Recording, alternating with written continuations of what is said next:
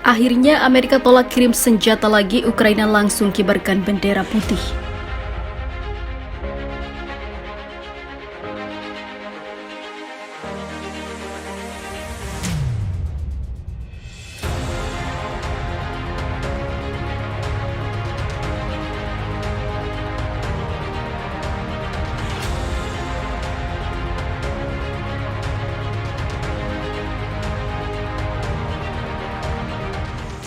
Banyak permintaan soal senjata bikin pusing dan kesal Amerika terhadap Zelensky. Bahkan Presiden Biden memutuskan untuk menstop seluruh transaksi alat tempur ke Ukraina, meskipun kondisi Ukraina sangat kritis dan banyak wilayah yang akhirnya sudah jatuh ke tangan Rusia. Hal ini membuat pasukan militer Ukraina tak punya pilihan lain untuk mengibarkan bendera putih atau menyerah, meskipun Zelensky masih kuat untuk melawan Rusia dengan tumpukan hutang dan senjata yang tak ada. Sementara itu, sebelumnya Amerika Serikat telah memasok ribuan rudal anti pesawat portable Stinger, rudal anti-tank Javelin, drone canggih dan artileri lapangan untuk pasukan Ukraina. Meski begitu, ada satu senjata yang tidak akan dipasok oleh pemerintah Amerika Serikat yang merupakan senjata tercanggih. Washington menegaskan tidak akan mengirim sistem roket yang bisa meleset hingga Rusia. Ini sekaligus menampik isu yang memprediksi bahwa Washington akan menyediakan senjata tersebut untuk Ukraina melawan Rusia.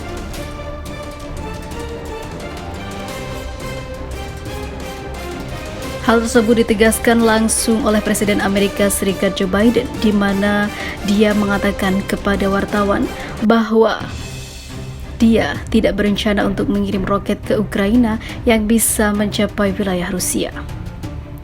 Saya tidak akan mengirim apapun yang bisa menembak Rusia, kata Biden dikutip dari CNN International. Sebagai informasi, Ukraina memang sedang mencari Multiple Launch Rocket System atau MLRS yang dapat menembakkan rentetan roket dengan jangkauan ratusan kilometer. Pemerintah Ukraina telah mendesak Barat untuk menyediakan lebih banyak senjata jarak jauh untuk mengubah gelombang perang yang sekarang memasuki bulan bahkan tahun-tahun. Namun kala itu pemerintah Biden juga ragu apakah perlu mengirim sistem persenjataan tersebut di tengah kekhawatiran yang muncul di Dewan Keamanan Nasional bahwa Ukraina dapat menggunakan senjata baru untuk melakukan serangan langsung ke Rusia. Merespon kabar tersebut, Rusia langsung memperingatkan bahwa Amerika Serikat akan melewati garis merah jika memasok sistem persenjataan ke Ukraina.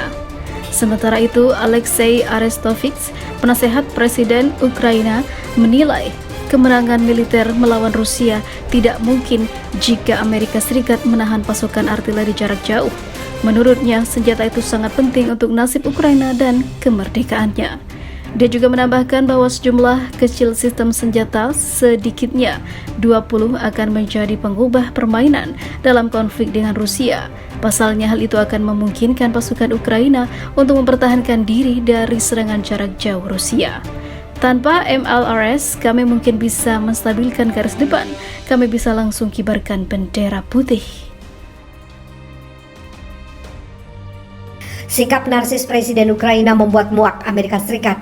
Semakin cari muka, cari panggung, membuat Amerika tidak mau lagi memberi bantuan senjata, apalagi secara cuma-cuma. Tidak ada yang gratis, bahkan jika mau berhutang pun kita harus berpikir dua kali, karena tidak mungkin dalam waktu Ukraina dapat mengganti atau membayar hutangnya dalam perang ini. Apalagi ekonomi Ukraina tengah tidak jelas, pasti dibutuhkan waktu berpuluh-puluh tahun untuk bangkit membayar pinjaman Ukraina. Ini semakin memberatkan nasib warga Ukraina yang tidak tahu apa-apa. Maka dari itu Amerika Serikat tidak lagi simpati pada Ukraina, dikabarkan hubungan keduanya telah selesai. Di sisi lain, Amerika Serikat dan Ukraina semakin berselisih mengenai rencana Kiev untuk konflik dengan Rusia.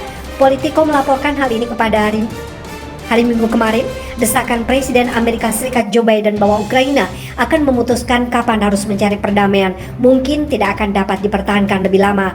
Menurut pejabat Washington dalam laporan Politico, penolakan Ukraina untuk meninggalkan kota Artyomov atau Bakhmut yang dikepung telah menyebabkan beberapa pejabat pemerintahan Biden khawatir bahwa mereka menghabiskan begitu banyak tenaga dan amunisi sehingga tidak dapat melakukan serangan balasan terhadap pasukan Rusia di tempat lain, ungkap laporan Politico. Politico. Menurut laporan itu, meskipun Pentagon telah menyatakan mempertahankan kota itu tidak penting secara strategis bagi Ukraina, Kiev untuk saat ini mengabaikan masukan Washington. Sikap Presiden Ukraina Volodymyr Zelensky terhadap dukungan militer dari Amerika Serikat adalah hal lain.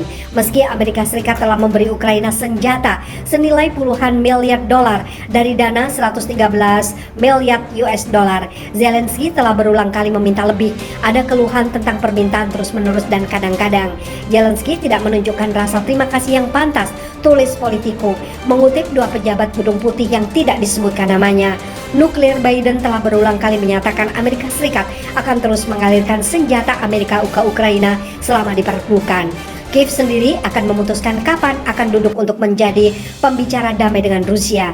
Namun para pejabat Amerika Serikat dilaporkan khawatir bahwa janji Zelensky untuk merebut Crimea yang memilih untuk bergabung dengan Rusia pada tahun 2014 hanya akan memperpanjang perang, dapat memicu eskalasi dramatis dari Moskow. Laporan Politico bukanlah indikasi pertama bahwa Washington tidak mendukung rencana Zelensky untuk Crimea. Ketua Kepala Staf Gabungan Amerika Serikat Jenderal Mark Milley memperingatkan pada bulan Januari bahwa menyerang semenanjung Crimea Rusia itu akan sangat-sangat sulit. Adapun Pentagon dilaporkan telah memberitahu Kongres bahwa Ukraina tidak memiliki kemampuan meluncurkan operasi semacam itu. Biden terus berpegang teguh pada pernyataannya bahwa Amerika Serikat akan menyerahkan semua keputusan tentang perang dan perdamaian kepada Zelensky, tulis Politico. Politico menambahkan, tapi bisikan telah dimulai di Washington tentang seberapa dapat dipertahankan hal itu saat perang berlanjut.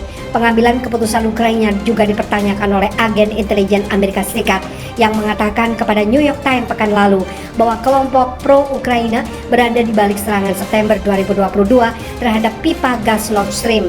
Meskipun mata-mata tersebut menekankan bahwa pemerintah Zelensky tidak terlibat, Politico mengklaim pemerintah Biden telah memberi isyarat kepada Kiev bahwa kekerasan di luar perbatasan Ukraina tidak akan ditoleransi. Artikel New York Times bertentangan dengan laporan sebelumnya oleh jurnalis Seymour Hersh yang menyalahkan ledakan tersebut pada pemerintahan Biden dan CIA. Moskow menggambarkan laporan New York Times sebagai tipuan terkoordinasi yang bertujuan mengalihkan kesalahan dari Amerika Serikat ke Ukraina.